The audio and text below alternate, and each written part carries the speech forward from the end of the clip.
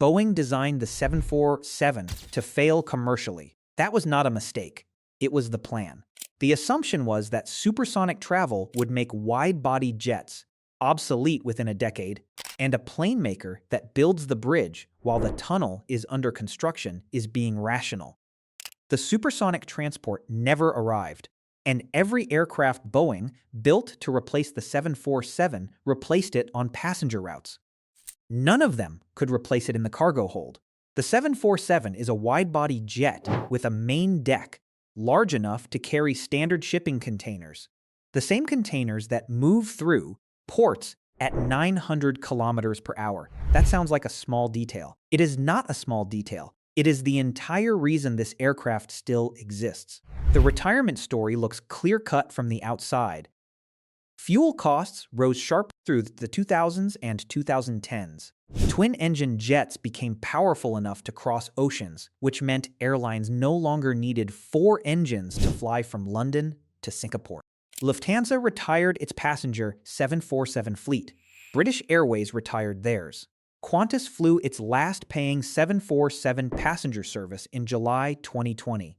The headlines wrote themselves: "The Queen of the Skies, dethroned. The hump is disappearing from departure gates around the world."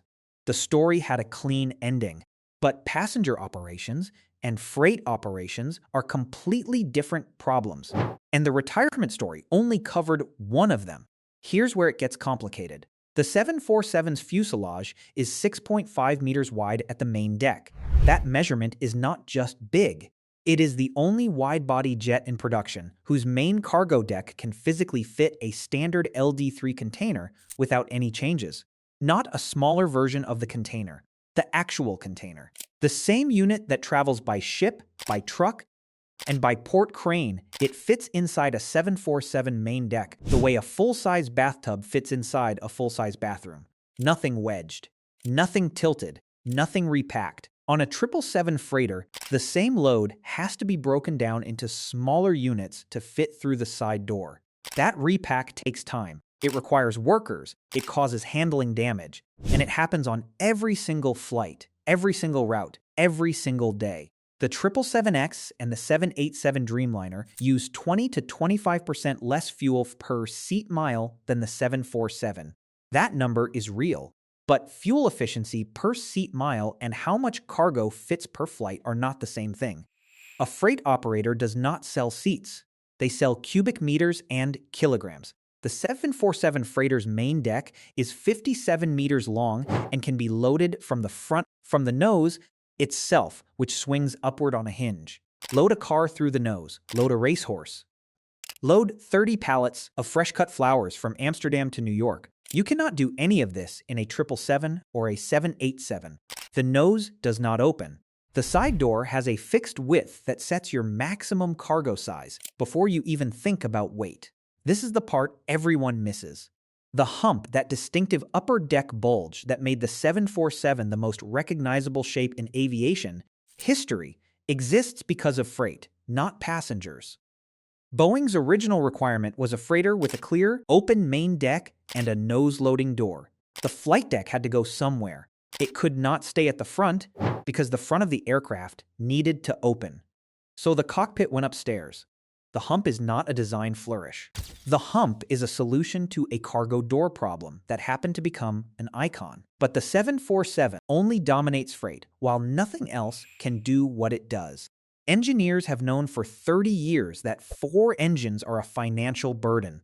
4 engines burn more fuel than 2 over the same distance. That's not a small gap. It's roughly 30 to 40% more fuel burn on a long flight. 4 engines need more scheduled maintenance. More maintenance means more time on the ground, and an aircraft that is time on the ground is not making money. The only reason freight operators keep paying that cost is that the aircraft doing the work cannot be swapped for anything smaller. That's why a 747 freighter flying a Pacific sector costs more to run per hour than any twin-engine alternative, and why freight operators pay it anyway.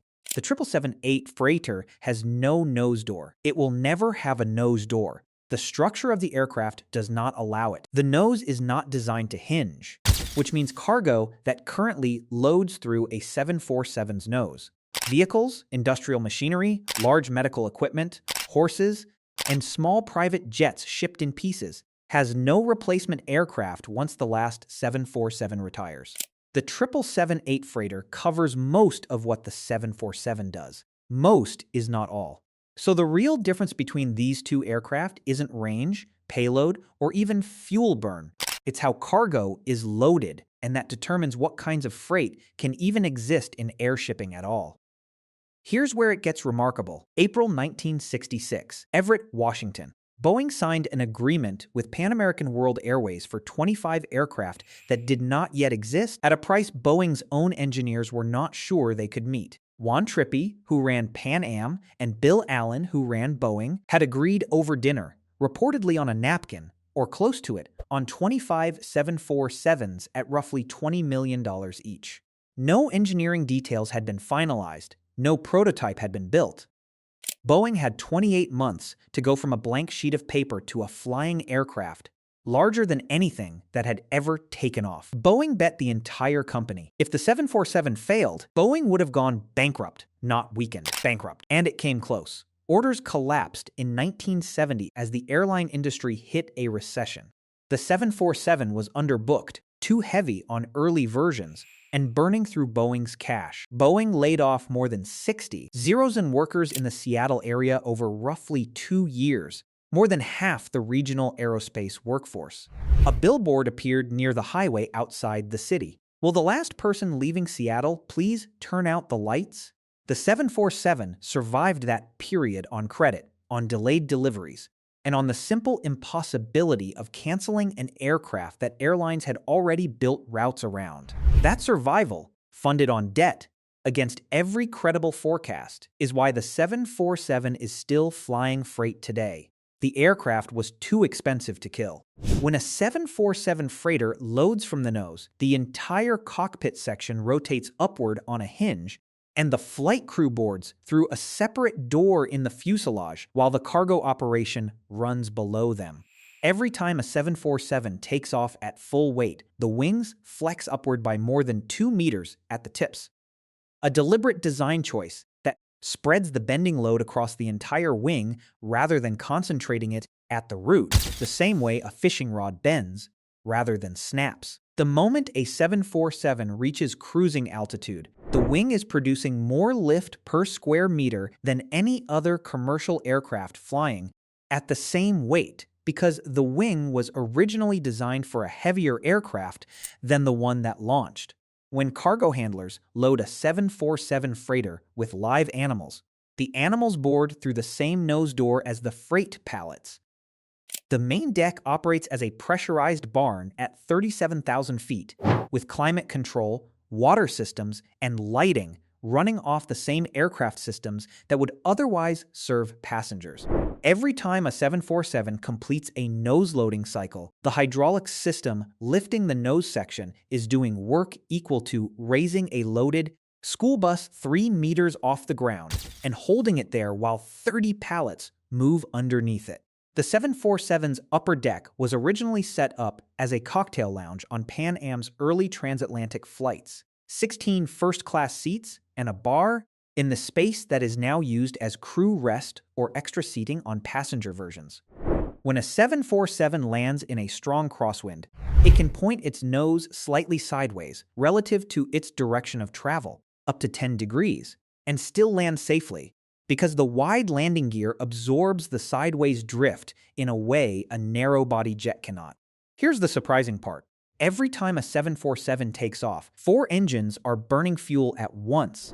But because it carries so much more cargo per trip than any twin engine option, the fuel burned per ton of freight is actually lower than most of the aircraft that replaced it on passenger routes. The moment a 747 freighter departs New York for a transatlantic freight run, it is almost certainly carrying pharmaceuticals, car parts, live seafood, and cut flowers in the same pressurized hold, all needing different temperature zones, all loaded in a single cycle through the nose. when airlines retired their passenger 747 fleets in 2020. Freight operators immediately snapped up the airframes. Passenger 747s were converted to freighters mid-life because the demand for cargo space during the pandemic was greater than every available alternative. Airlines that had publicly retired the aircraft bought them back from storage within months. The 747's wing sweep, 37.5 degrees, was calculated to allow efficient cruising at Mach 0.84 to 0.85, which remains the standard cruise speed for nearly every commercial jet flying today. The 747 set the number. Every time a 747 lands at maximum landing weight, its 18-wheel main gear is absorbing an impact roughly equal to dropping a fully loaded cement mixer from 3 meters, and it does that thousands of times over a service life measured in decades. The 747's pressurized lower hold, the belly below the main deck, can carry more freight by volume than the entire passenger cabin of a 737. When a 747-8 freighter flies a full Pacific sector, it burns roughly 15.0 liters of fuel per hour and still delivers more cargo per liter burned than any comparable aircraft on that route because the total cargo carried is so large. 2 rules apply to every 747 freighter lifting off right now, and they pull in opposite directions. The first rule is twin-engine economics.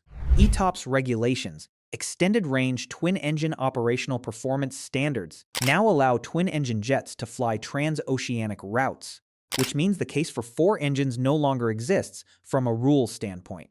2 engines burn less fuel. 2 engines need fewer overhauls. 2 engines mean lower maintenance costs per flight hour, lower insurance costs, and lower training costs. Every airline finance department on Earth wants twin-engine aircraft on every route. That rule is real. The second rule is freight physics. The global air cargo network runs on container standardization. The LD3 is the standard unit. It is the building block of air freight logistics. The 747 is the only aircraft that fits the LD3 at full size on its main deck, loads from the nose, and moves enough volume per trip to make intercontinental freight economics work for the cargo types that need it. That rule is also real. The 747 is financially disadvantaged on fuel per flight hour. It is irreplaceable in cargo volume per flight. Neither rule is wrong. Both apply every time a 747 freighter lifts off. 1 aircraft, 2 rules, both applying at the same time. And here's how that tension is slowly starting to resolve. The 777-8 freighter will enter service and take over most of the routes 747 currently flies, most of the volume, most of the weight, and most of the standard container moves.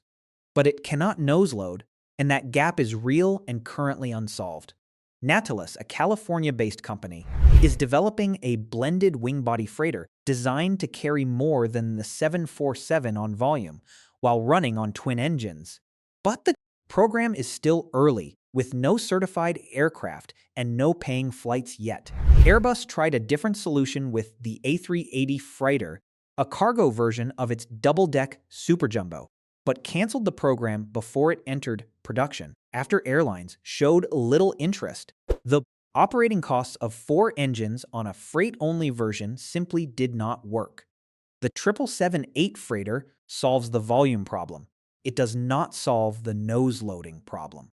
For freight operators who move cargo that can only board from the front, the 747 remains the only answer currently in production. The gap is shrinking, but it hasn't closed yet. The 747 survived not because it was the most efficient aircraft, but because the one thing it can do: load from the nose, carry full-size containers on an open main deck, move freight in volumes nothing else matches, turned out to be a problem no replacement was designed to solve. Roughly 300 747 freighters remain in active service on intercontinental routes right now, carrying cargo in an airframe whose basic shape was agreed on over a dinner in 1965. The hump isn't a design flourish. It's a cargo door that flew upstairs.